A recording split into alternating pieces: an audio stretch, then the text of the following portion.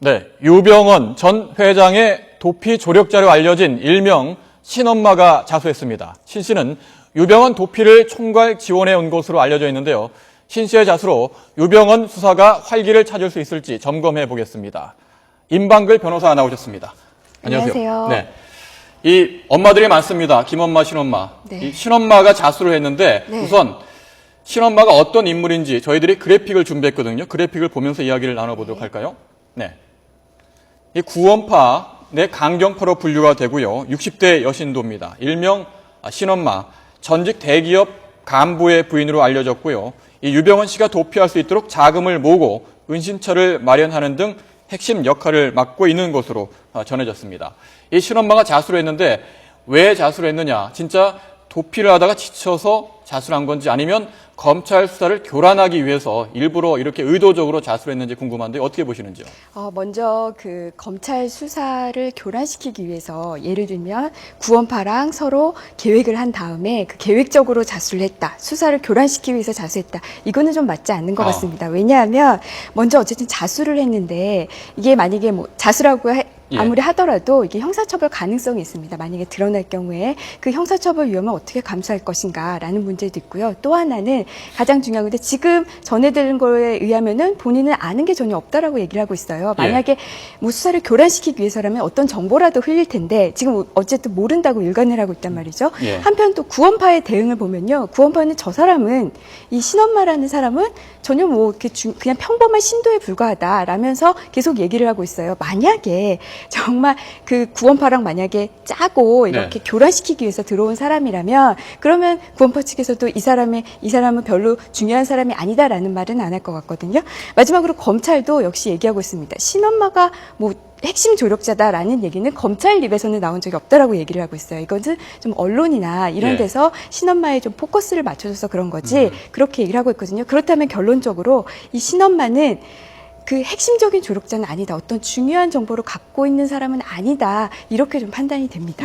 말씀을 듣고 있자니 신엄마가 핵심 조력자는 아닌 것 같은데 그렇다면 자수를 해서 내가 유병언 씨 도피에 별다른 역할을 하지 않았다. 이 점을 분명하게 밝히기 위해서 검찰청사에 나왔다. 이렇게 이야기를 할 거 아니겠습니까?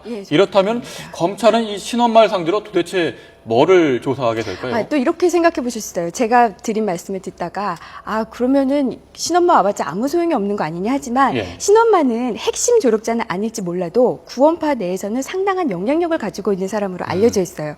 청래진 해운의 그 김한식 사장을 대표로 할 때도 본인의 입김이 작용했다는 것으로 알려져 있고요. 어쨌든 구원파 내에서는 상당한 영향력이 있는 사람입니다. 그렇다면 최소한 그 내부 정보에 대해서는 좀 잘 알 가능성이 크고요.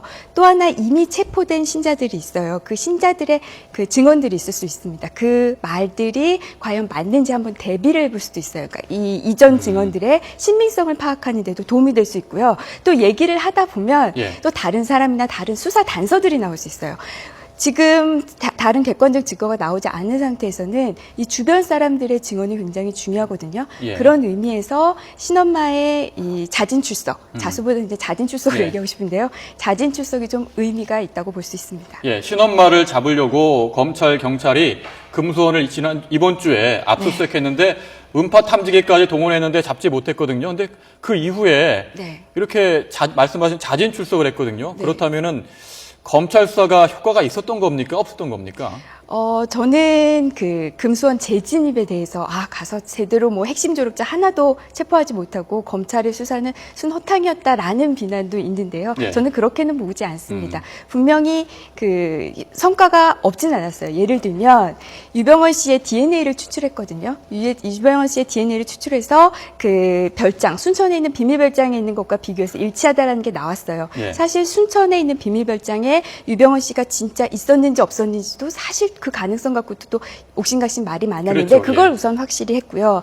그 외에도 이제 신엄마와 김엄마가 그 안에 솔직히 없을 가능성은 굉장히 컸어요. 왜냐하면 그 전부터 금수원 재진입 가능성은 이기가 돼 있었거든요. 압수수색 시기에 대해서는 좀 아쉬움이 있긴 하지만 어쨌든 없다는 것도 확인을 했어야 했고요. 그다음에 이렇게 전방위적으로 지금 검찰과 경찰이 금수원을 수색하고 있다라는 걸 보여줌으로써 이게 결국 그 신엄마의 마음을 좀 움직였거든요. 이렇게까지 심하게 나오니까 내가 심리적 압박을 받는다라고 해서 해서 결국 자진 출석을 유도했기 때문에 일정 부분 분명히 긍정적인 점이 있다고 봅니다. 네, 검찰의 압박 수사가 효과를 거둔 것이다 예. 이렇게 분석하셨는데 유병헌 씨의 형이죠. 유병일 씨도 체포가 됐어요. 네. 이 형, 유병일 씨가 받고 있는 혐의는 도대체 뭡니까? 유병일 씨는 지금 청해진 해운으로부터 고문료로 월 250만 원씩 받았다는데요. 이것은 이제 횡령의 혐의를 받고 있습니다. 그 외에도 부동산 실명제법 위반 이런 혐의가 있는데요. 지금 유병헌 씨를 체포해서 이 두 가지 혐의에 대해서 수사를 할 테지만 예. 그 외에도 사실 수사할 게 많죠. 예를 들면 유병헌 씨가 예. 뭐 청해진 해운이나 이런 데 경영에 개입했는지 네. 아니면 그 세월의 증축 과정에 어떻게 개입했는지 혹시 알고 있는 게 있는지 분명히 참고인 자격이거든요. 그 외에도 가장 중요한 유병헌 씨의 행적 지금 그 어디 있는지 현재 어디 있는지에 대해서 알고 있는지 이런 수사도 같이 병행되겠죠. 근데 좀 아쉬운 게 이분이 그 긴급 체포된 장소가 금수원 인근이란 말이죠. 예. 그래서 저는 좀 굉장히 의외였는데 그렇다면 이분이 지금 자신이 이렇게 숨어 다니는 모습 같지는 않거든요. 그러니까요. 예, 그렇다면 예. 결국 이분이 그 유병헌 씨의 그 어떤 행적이나 이런 데서는 아는 게 없는 분이 아닌가라는 생각이 들어요. 또 본인도 유병헌 씨와는 그 오랜 기간 연락을 안 했다라고 진술을 하고 있거든요. 이분에 대한 수사는 좀 더 지켜봐야 될 것 같습니다. 뭐 자기가 알아서 잡힌 건지 진짜 몰라서 잡힌 건지 조사를 좀 더 해봐야 될 것 같고요. 예. 유병헌 씨를 잡기 위해서 정말 이런 이야기는 처음 들어봤는데 반성회가 열렸지 않습니까? 네. 특정인을 잡기 위해 반성회가 열린 거 처음이 아닌가 싶은데요. 네, 그렇습니다. 유 씨의 사진이 인쇄된 전단을 나눠주고 신고 절차도 알려줬는데 이거 수배자 검거를 위해서 반성회까지 열었다. 정말 어떻습니까? 네, 지금 그만큼 이제 검찰이 지금 그 수사기관이 지금 굉장히 급박한 상황이긴 한데요. 이 워낙 단서가 이제 없다 보니까 사실 안전행정부가 좀 어떻게 유병헌 씨 검거에 도움을 주겠다라는 형식으로 예. 전국 24만 곳에서 임시 반상회가 열렸습니다. 예. 이 수배 전단지가 포함된 어떤 특별 반상회보가 배포가 되는데 저도 그걸 받아봤는데 예. 이게 앞에 수배 그 모습 있고 뒤에는 뭐 왜 우리가 이걸 잡아야 하는지 신고 방법 뭐 이런 게 적혀 있더라고요. 사실 여기에 대해서도 어떤 많은 분들은 텔레비전에서 TV에서 유병헌 씨, 뭐 유병규 씨, 뭐 그 큰 아들 뭐 얼굴들이 많이 나오고 있는데 이게 무슨 큰 의미가 있겠냐고 하시는 분들도 있지만 사실 아직도 잘 모르시는 분들이 있어요. 이런 분한테는 좀 알린다는 데 의미가 있고요. 또 하나는 이렇게 전국적으로 지명 수배 명단이 나가고 반성회까지 할 정도면요. 사실 유병헌 씨는 굉장히 위축될 수밖에 없거든요. 그렇죠. 저는 이분이 움직임을 막는 효과는 있다고 봐요. 내가 조금이라도 나가면 날 알아보는 사람이 그만큼 많아지니까 내가 지금 숨어 있는 곳이 걸리지 않는 이상 여기서 움직이면 안 되겠다라는 효과는 있을 것 같습니다. 예. 뭐 일각에서는 유병헌 씨를 잡기 위해서 국민동원령을 내린 게 아니냐 반성회를 두고 이런 말까지 하고 네. 있던데요. 이 반성회에서 인상착의를 홍보를 했단 말이죠. 유병헌 씨. 유병헌 씨가 어떻게 생겼는지 기존에 알려졌던 것보다는 키가 조금 더 작다. 네. 이런 점들이 홍보가 된 것 같은데 저희들이 그래픽을 준비했거든요. 한번 볼까요? 예.